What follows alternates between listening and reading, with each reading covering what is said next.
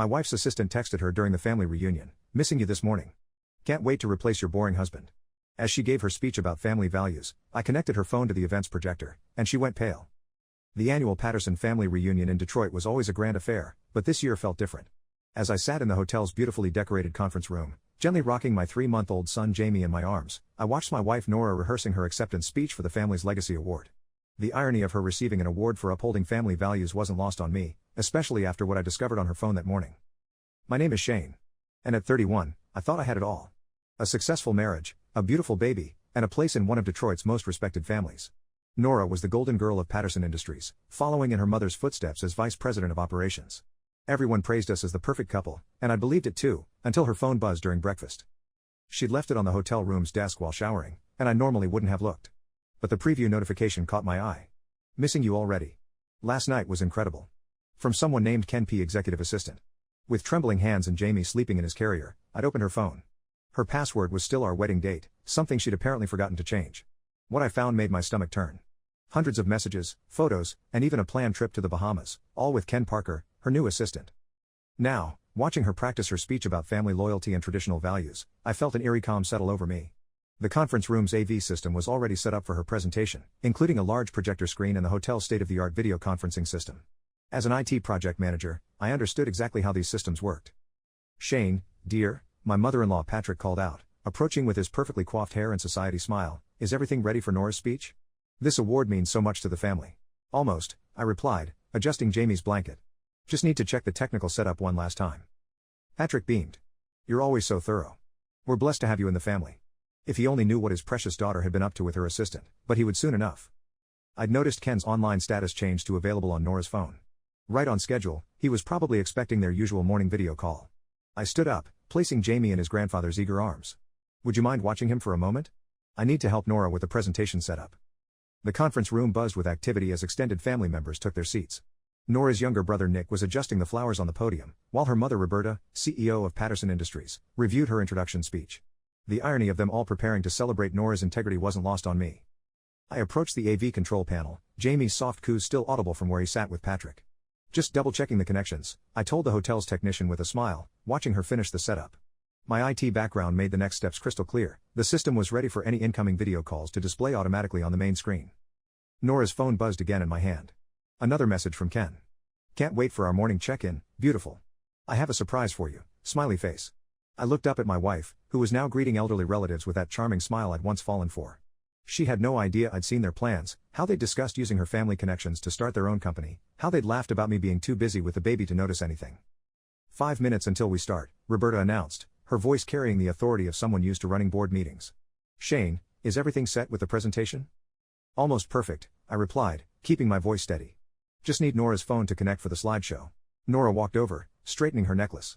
"Here you go, honey," she said, handing me her phone without a second thought. "You're always better with the technical stuff."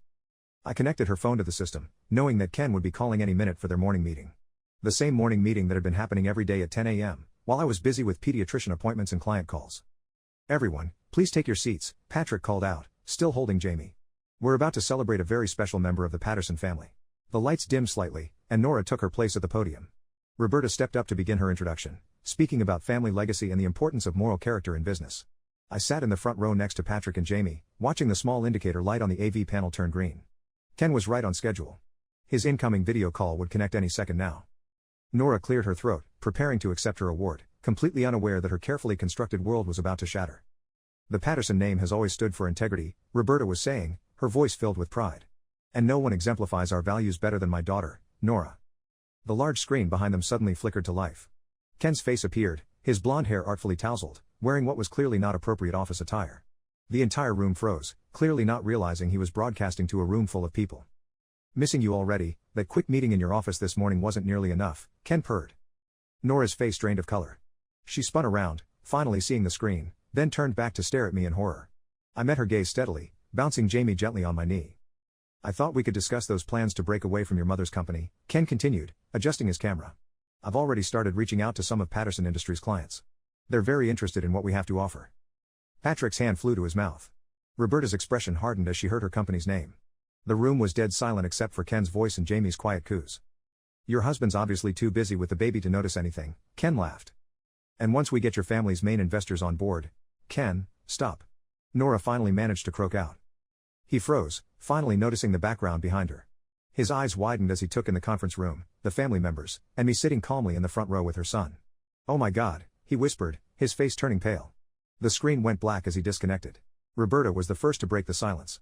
"Daughter," she said, her voice cold, "my office, now." "Shane, I can explain," Nora started, but I cut her off. "I think Ken explained everything quite clearly," I said, keeping my voice level. "Though I'm sure the board will be interested in hearing more about your plans to steal company clients." Patrick was crying silently, still clutching Jamie's diaper bag. Around us, family members were whispering, phones were being pulled out, and decades of Patterson reputation were crumbling in real time. I stood up, gathering Jamie's things. "I'll have my lawyer contact you," I told Nora, who seemed to have aged 10 years in the past 5 minutes. "I'm sure you understand I'll be seeking full custody." As I walked out of the conference room, Jamie secure in my arms, I heard Roberta addressing the stunned family members. "I apologize for this unfortunate situation. The Legacy Award ceremony is clearly postponed." I didn't look back. Sometimes karma doesn't need any help. It just needs the right stage to reveal the truth. The next 48 hours passed in a whirlwind of activity. I moved into a suite at a different hotel with Jamie, ignoring the constant stream of calls and messages from Nora. By Monday morning, the incident had already sent shockwaves through Detroit's business community. I sat in my lawyer's office, Jamie sleeping peacefully in his carrier, as Jason Anderson laid out our strategy. "Patterson Industries board has called an emergency meeting," he said, shuffling through documents. "Apparently, several clients have already come forward, confirming that Ken Parker approached them about moving their business to a new venture." "Which means Nora wasn't just cheating on me," I replied, keeping my voice low to avoid waking Jamie. "She was actively plotting corporate espionage." Jason nodded. "Roberta Patterson called. She wants to meet with you privately before the board meeting." I wasn't surprised. Roberta had built Patterson Industries from the ground up, turning it into one of Detroit's most respected companies. The scandal wasn't just a family matter anymore. It threatened the business itself. An hour later, I sat across from Roberta in her corner office, Jamie still sleeping soundly beside me. The city skyline stretched out behind her, a view Nora had once hoped. "We've frozen Nora's accounts and access," she continued. "Ken Parker has been terminated, and our legal team is preparing action against both of them. But we have another issue to discuss." She slid a folder across her desk. Inside were details of several major client accounts, ones I'd helped secure through my IT consulting work. "These clients are threatening to leave," Roberta said, "not because of the scandal, but because you were their primary technical contact. They trust you."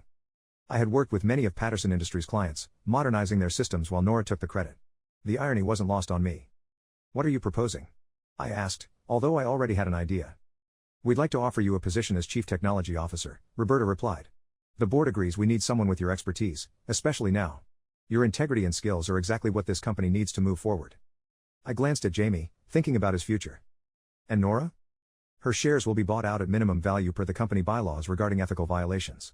She'll be lucky if she avoids criminal charges for attempting to steal trade secrets." Roberta's expression hardened. "The Patterson name stands for something in this city. She forgot that. You never did." Jamie stirred in his carrier, and I gently rocked him back to sleep. The position Roberta was offering would mean security for his future, but it was more than that. It was a chance to build something meaningful from the ashes of Nora's betrayal. "I'll need to review the contract with my lawyer," I said finally, "and I want a seat on the board." Roberta smiled for the first time since the reunion. "Already included. We're not losing you to another company, Shane. Unlike my daughter, I recognize true value when I see it." The news broke in the Detroit Business Journal the following morning. Patterson Industries announces new CTO amid family scandal. The article was diplomatic, but clear. Nora's attempted corporate espionage had failed, and the company was emerging stronger under new leadership. I was reviewing resumes for my technical team when Nick, Nora's brother, appeared in my new office doorway. He looked uncomfortable, shifting from foot to foot. "I just saw Nora in the lobby," he said. "She's trying to get past security, says she needs to talk to Mom about her shares." I continued scanning the resume in front of me. "That's not my concern anymore. Security has their instructions." Nick moved closer, glancing at Jamie, sleeping in his portable crib near my desk. "She looks terrible, Shane. Ken apparently took off with most of their money. The Bahamas trip they planned? He went without her, emptied their joint account." "Karma works in interesting ways," I replied, making a note on a promising candidate's application. "Did you need something specific, Nick? I have a board meeting in 30 minutes. He sank into the chair across from me. I can't believe she threw everything away. The family name, her marriage, her relationship with Jamie." A commotion in the hallway interrupted him. Nora's voice carried through the open door. "I have every right to be here. That's my family's company." I pressed the intercom. "Security. Please escort Ms. Patterson from the building. And Nick," I turned to my former brother-in-law, "you might want to remind your sister that her restraining order covers this office." Nick nodded sadly and left. Through my window, I watched Nora being led to the parking lot, her once immaculate suit wrinkled, her golden girl confidence shattered. My phone buzzed with a text from Jason, my lawyer. Ken Parker spotted in Miami. Local authorities notified regarding the corporate theft charges. I muted the phone as Roberta walked in, carrying a stack of files. Ready for the board meeting? We're announcing the new cybersecurity division today. Just finished reviewing candidates for the team, I replied, gathering my materials. Also, Nora was here. Roberta's expression darkened. I saw. The board's voting on officially removing her as a shareholder this afternoon. Her little scheme with Mr. Parker violated every clause in her contract. As we walked to the boardroom, employees nodded respectfully. Many were my new hires, young tech professionals eager to help modernize Patterson Industries. In just 3 weeks, we'd launched 2 new digital initiatives that had already attracted major clients. Shane, Roberta paused outside the boardroom. I know this can't be easy, running into Nora like that. If you need time, I adjusted Jamie's carrier on my arm. What I need is to focus on moving this company forward. Nora and Ken's drama isn't my concern anymore. Inside, the board members were already seated. These were the same people who used to dismiss me as just Nora's husband. Now they looked to me for leadership. Let's begin, I said, taking my seat at the table. We have a company to run. The quarterly investors meeting fell exactly 1 month after the family reunion incident. I stood at the podium presenting our new technology initiatives to a packed conference room, the same room where Nora's deception had been exposed. Our cybersecurity division has already secured contracts with 3 major financial institutions, I explained, gesturing to the growth charts behind me. Patterson Industries is positioned to become a leader in financial technology protection. In the back of the room, a television played silently, tuned to a local news channel. I noticed a few board members glancing at it during my presentation, and when I turned to change slides, I saw why. Ken Parker's face was on the screen, being led into a Miami courthouse in handcuffs. Without missing a beat, I continued my presentation. Our second quarter projections show a 40% increase in tech sector revenue. Later in my office, Roberta filled me in on the details. He tried to sell proprietary information to one of our competitors. Unfortunately for him, they have more integrity than he does. They contacted us immediately. And Nora? I asked, organizing reports on my desk while Jamie played with his toys in his corner of the office. Still claiming she knew nothing about his attempts to steal company secrets. But the evidence suggests otherwise. Roberta handed me a folder. Inside were detailed notes about Patterson Industries clients, including information that only Nora would have had access to. There were also emails outlining their plan to start a competing company using stolen data and connections. The board's lawyers estimate she's looking at significant legal consequences, Roberta continued. Both civil and criminal.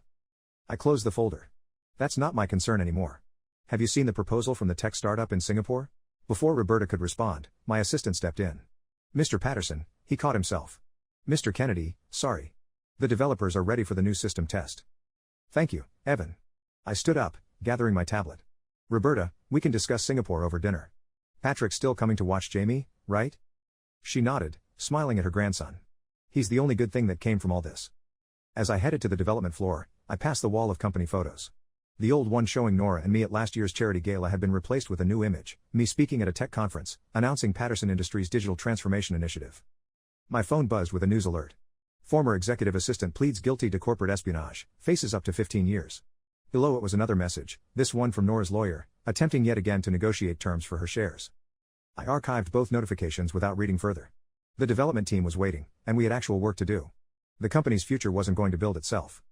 Okay, team, I said, entering the conference room filled with eager young developers. Show me what you've got. 1 year after the family reunion incident, I stood in my office overlooking downtown Detroit, Jamie playing with blocks at his little desk beside mine. At 2 years old, he was already showing signs of his father's technical aptitude, stacking his blocks in patterns and sequences. The morning's Detroit Business Journal sat on my desk. Patterson Industries reports record growth under new leadership. The article highlighted our successful expansion into cybersecurity and international markets, with our Singapore office exceeding all projections. My phone buzzed with a message from Jason, my lawyer. Nora's final appeal denied. Full custody remains with you. Her prison sentence starts next month. I set the phone aside, turning my attention to more important matters. Our development team was putting the finishing touches on a revolutionary banking security system. And I had a board meeting to prepare for. Mr. Kennedy, my assistant called from the doorway. The new tech team from Singapore is ready for their video conference. Thank you, Evan. I smiled at the irony. This was the same conference system that had exposed Nora and Ken's deception a year ago. Now it was being used to expand the company globally. Jamie looked up from his blocks, waving at the familiar faces appearing on screen. These were the people who mattered now. My team, my son, our future. Sometimes the best revenge isn't about getting even. It's about moving forward and building something better than what you lost. The day Nora reported to prison, I was giving the keynote speech at Detroit's Men in Technology Summit. Standing at the podium, I looked out at the crowd of aspiring male tech leaders, many of them recent hires at Patterson Industries. Success isn't built on shortcuts or schemes, I told them, thinking of how differently things had turned out from what Nora and Ken had planned. It's built on innovation, integrity, and the courage to move forward when others try to hold you back. After the speech, while answering questions from young men eager to follow in my footsteps, I received a final update from Roberta. Ken had been sentenced to 12 years for corporate espionage and fraud. The money he'd stolen was long gone, spent on luxury purchases in various tropical locations before his arrest. That evening, as I picked up Jamie from Patrick's house, my former father-in-law hugged me tightly. "You've done more for the Patterson name than Nora ever did," he said, watching Jamie show off his new coding game on his tablet. "You turned our scandal into success." Driving home to our new house in the historic district, I thought about the past year. Patterson Industries had doubled in value under my leadership. Our cybersecurity division was revolutionizing the industry. And Jamie was growing up in an environment that valued integrity over appearances. Sometimes life's biggest betrayals lead to its greatest opportunities. You just have to be strong enough to walk through the fire and wise enough to build something better from the ashes. Make sure to like and subscribe.